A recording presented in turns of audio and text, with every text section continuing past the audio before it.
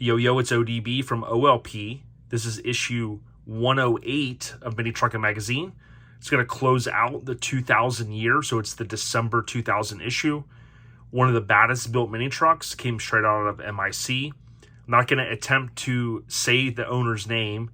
I do believe that we have tagged, I don't know if it's the original owner, but he has chimed in from Japan, and he said, hey, I'm the owner of the truck, so we've tagged him. We'll do that again in the future. But this was a 93 Mazda B2600i, of course, the purple color that you guys will remember. Third door truck, basically custom MIC built. The truck appeared on the first issue of Truck Trends as well, which is that Japan mag that turned into Custom Trucks mag. We posted that cover in the past, thanks to our friends and fellow mini truckers out in Japan area. Doug Starbuck painted this truck, and we recently shared some build photos thanks to Doug. But this is the 6th cover with Budnik wheels out of 9. And this is lucky number 23 for Wes Allison, so it's his 23rd credited cover. It's really, I think, an epic one. You've got the reflection there, which Brian McCormick, I know, really did a lot of those over the years. You have the suicide door. You have the wonderful model standing there. You see the MIC logo, biggity boom. You also have this S10 that I talked about recently. I think, sorry, my hand's a little dirty. I was outside working there. You see that that's the truck that had the clear windshield. So that was kind of a unique thing. I didn't see too many of those without the little glare strip on it. But I remember seeing that at Showfest, and ironically enough, Showfest 2000 is in this issue. So what we're going to do is jump right in here and take a look. So what we have is, if we zoom in here, we can see the owner's name. Again, I'm not going to attempt to say that. Wes Allison gets the credit, as we said. We've got plenty of other content in this issue. It's a really good one. And many of you have chimed in over the course of time and said, hey, I got into mini trucking around such and such year. And that's always cool to hear from you guys when you chime in and say, hey, I got in around that time. It's a small world. Talks about going out to Pigeon Forge. And although Mini Truckin Nats is no longer in Pigeon Forge, it's in Maggie Valley, and we'll be out there every April. You got Mini Truckin News on the left. More Mini Truckin News. If you like what we're doing here, make sure you follow us on social media platforms and check out OLP, our lifestyle podcast, via most podcast apps. Here is the big homie, Randy from NC, Florida. Randy's still very active in the scene. And shout out to Tim and Randy, big supporters of the podcast. They've helped us a good bit with guests. But my friend Matt Torgerson body dropped this truck at the shop, I believe, if I have it correct. I know there were different guys that worked on it. And I want to make sure I get that right. I believe that it was Matt. But this truck was shot here in Tampa Bay area. And I always remember it. It had a cool tag on it, Slammin Jammin. Randy has a couple of cool vehicles, including something that he's been working on here the past couple years. So fingers crossed we'll see that very, very soon. You can see here very just clean interior. He's always had some cool stuff. And you see there on the tag, SLMD, I think number 1 or I, Slammin Jammin. Kind of cool there. Super clean truck. And if I remember correctly, yeah, this was shot by Courtney, because I think he has a behind-the-scene photo that him or Tim shared. Of course, photography says Mini Truckin staff, and we've established that will happen whenever the staff leaves. It's just easier. They don't want to necessarily credit, I guess, a guy that's at another publication. You can see the NC logo there on the front. Again, longtime member, one of the original members of NC Florida. So tip of the cap to all the kinfolk out there. A badass feature. He always had to remind me, yo, Jay, it's December of 2000.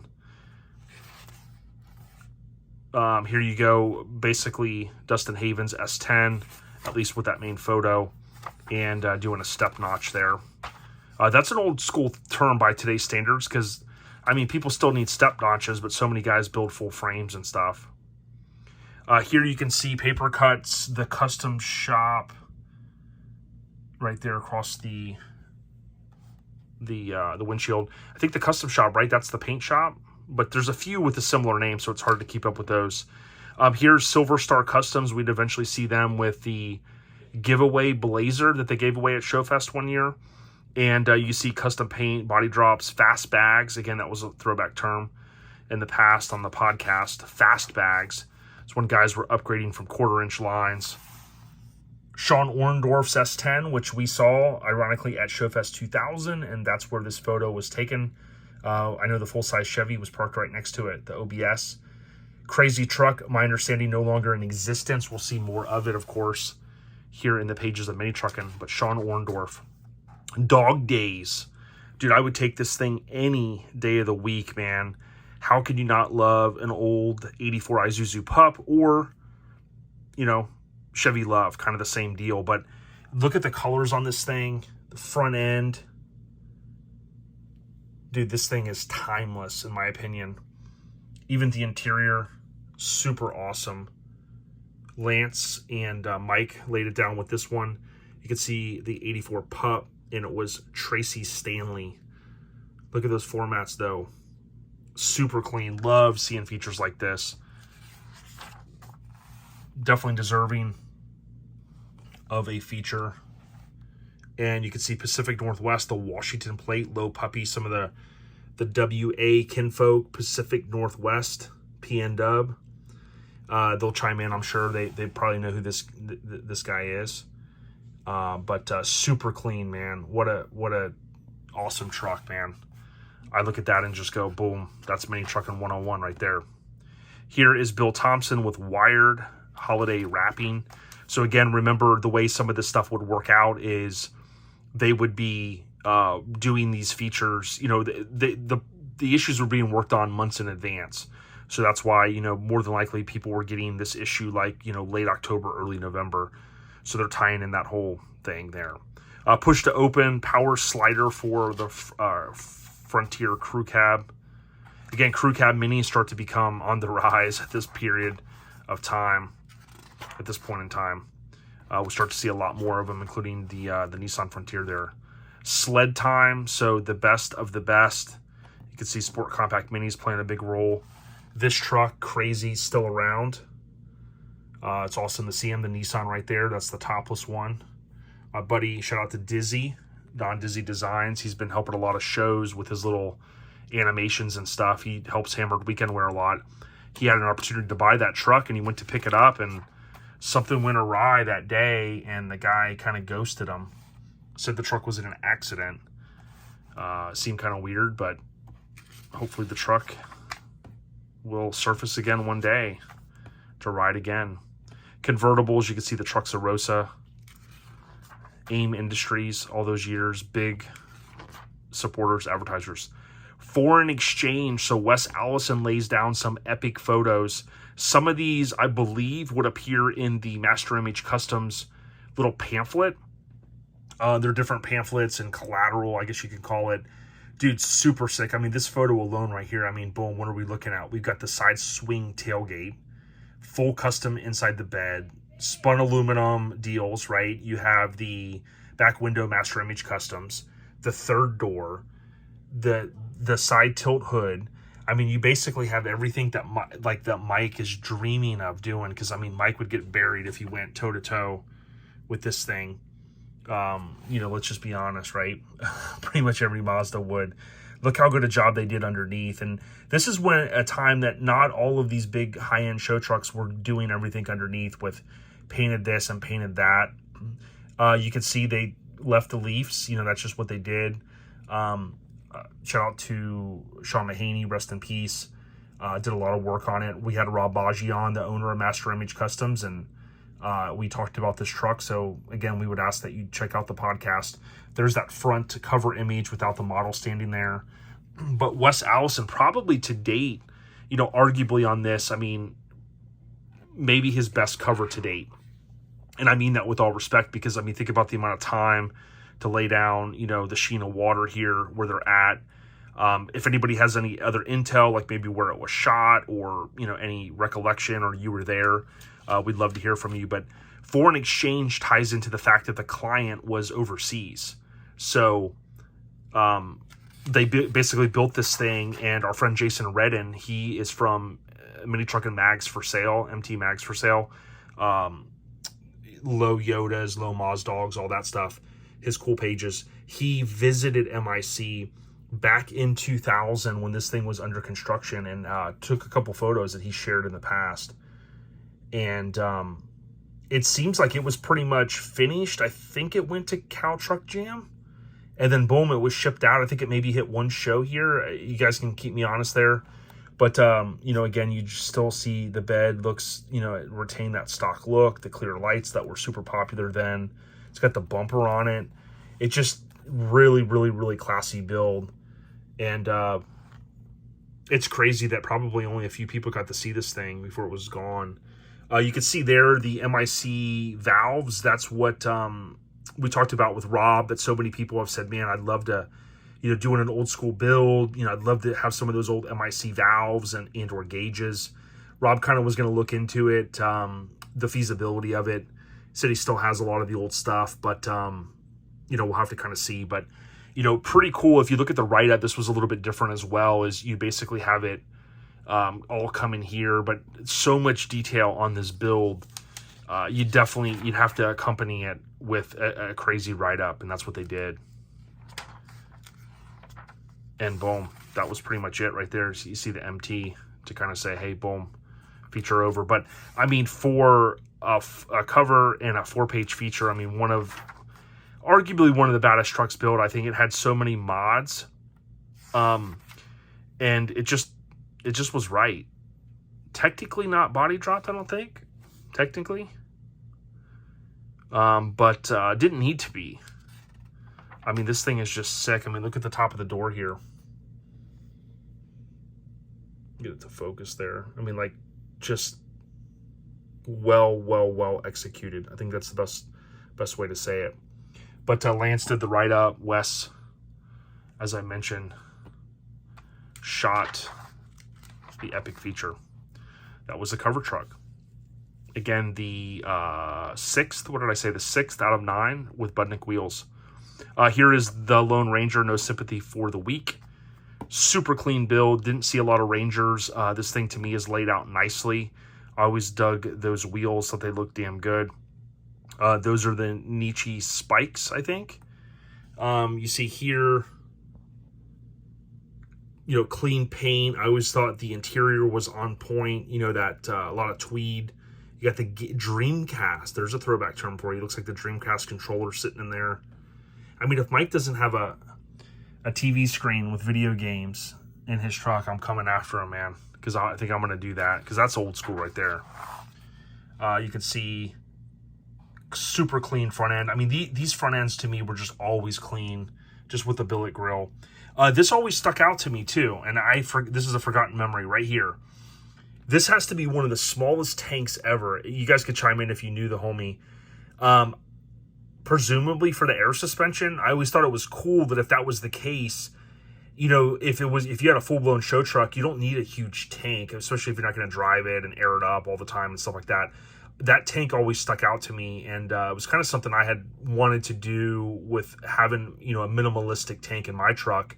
We ended up having the tank that's welded into the frame that a lot of people think my S10 has the frame is the tank, and it's not the case, technically. But just something that always stuck out, and that was a forgotten memory there. Showfest 2000, dude, we went to this thing, and we came back with our head spinning going, dude, we saw so many cover trucks, so many badass trucks. I think this was Pat Maxwell's, or he painted it. I'm pretty sure it was his. S10 with that's the truck right there that didn't have the tint strip across the top that I thought was awesome. That truck was awesome, the Toyota. This one will go on the Grace the Cover Relaxed 72, I think, on Instagram right here. That thing was super clean. We've got video that we've shared through our social media channels, which is crazy. Speaking of NC Florida, I had a photo, I think, of that crazy bike. I think that was one of their associates, so to speak. Stop, Drop, and Roll, again, Sean Orndorff's S10. I have a photo very similar to that. Super sick. Craig Rowley's van. Here's the truck from Severed. I think that guy technically is like West Virginia now. I don't know if he's still in the club, but that thing would grace the cover. So clean. And here's a good photo. You see, I don't know if it was just me. Maybe Johnny Garage Johnson can chime in if he's watching. It didn't have the tint strip, and that always stuck out to me because I couldn't find one for the 94 that didn't have that. But it just seemed rare. In those days, I never saw it. And again, I could be like a fish out of water on that. But, yeah, saw that truck recently. So cool stuff. But it's cool to reminisce. And again, you got to thank all of the people over the years that took photos for this magazine, because it really curated all of this. Chris Hansen's Mazda, that's the Mazda, the copper that would go on Eli. I talked to Eli recently about it, and his brother. And this Mazda would go on to grace the cover twice of Mini Truckin, and of course win Truck of the Year. In that version, it was featured in Street Trucks. Damn badass truck. I remember seeing this guy driving around the show with that thing. Some camber on a four-wheeler. Appreciate you guys hanging with us. I know some of these go a little bit longer, kind of just talking through. Many of you really enjoy it. If you guys watch all the way through, it helps our channel. And if you leave a comment, even if it's an emoji, a thumbs up, a yo, or anything, we just lets us know that you're out there. Slammin Jammin. So here's the cover Ford Ranger from the beginning of this year. Speaking of that, there's another photo of Chris Hansen. That was Custom Works, I think, that worked on it originally. Those guys did some amazing work. Here's Riding Around. See, a lot of these still have these. Okay, so this is Scooby. Scooby built this truck. This thing was insane. Some of you saw it at Pigeon Forge 2000. I assume that's where it was shot. This thing was just insane. The inky shurikens, I believe is how you say it. You can see crew cabs, suicide doors, chopped, crazy motor, smooth floors, everything that Mike needs to do to the Mazda. My understanding is he ended up just kind of scrapping this thing, but it still pops up to today with photos of people that have taken, and I'm just glad that we finally got to this issue because I wanted you guys to see this freaking S10 was insane. Here's Alan's truck from LA. Cool old school Yoda. Sweet and low on the back. Clean engine bay. Good stuff. Definitely seeing continued subscriber growth here, so let us know what you like, and that helps us out by commenting. Here you can see again the Waz Up, that photo that I've talked about recently. Foreign DR Dreams. Foreign Dreams. Okay, sometimes I'm a little slow, guys. Sometimes I can rattle some stuff off the top of my head, but on these license plates, sometimes I got to say them a couple times, just keeping it real. Beetlejuice, again, remember VHS, the rentals, how awesome. Cypress Hill, still bumping them today. It's kind of cool to look back. Anthrax, one of my favorite songs back in the day. Turn It Up, Bring the Noise with PE and some Anthrax. Good stuff. Here's the Sketchpad. Super talented people, way more talented than me.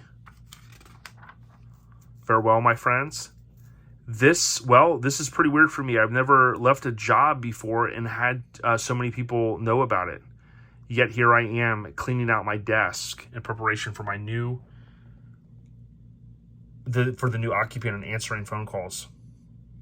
So it's kind of crazy. It didn't seem like Mike, at least in this, I want to say that he comes back, he helps the magazine. Mike might chime in, but it didn't seem like it was that long. But Mike definitely left his mark on the mag. This photo, again, is one that could have been taken probably at Pigeon Forge, any of those old school hotel, motel, Holiday Inn deals.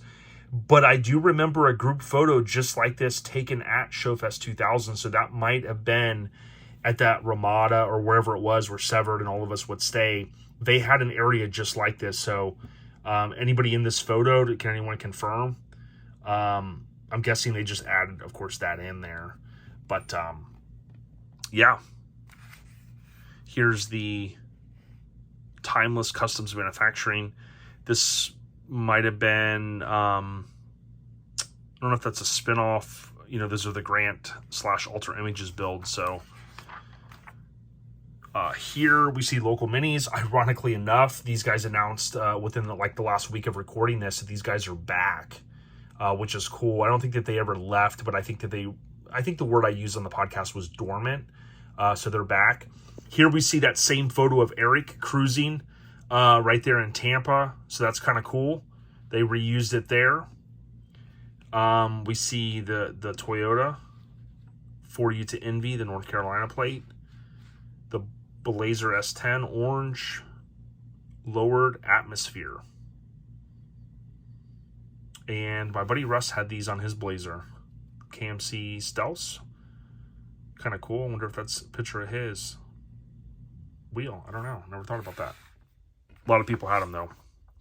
There you have it, MIC on the back cover. What do you guys think of this issue? Timeless? What do you think of the cover truck? Timeless? Pretty badass, if you ask me. Great time in the scene. And Wes Allison killed it with an awesome cover. And you also have Budnik wheels. Really badass truck. Let me know what you guys think. Stay on the rise. And thank you for the continued support. I'm going to go ahead and flash now. If you want to subscribe or click through to the next video, let it play through all day. It helps us. You know what I'm saying? Stay on the rise.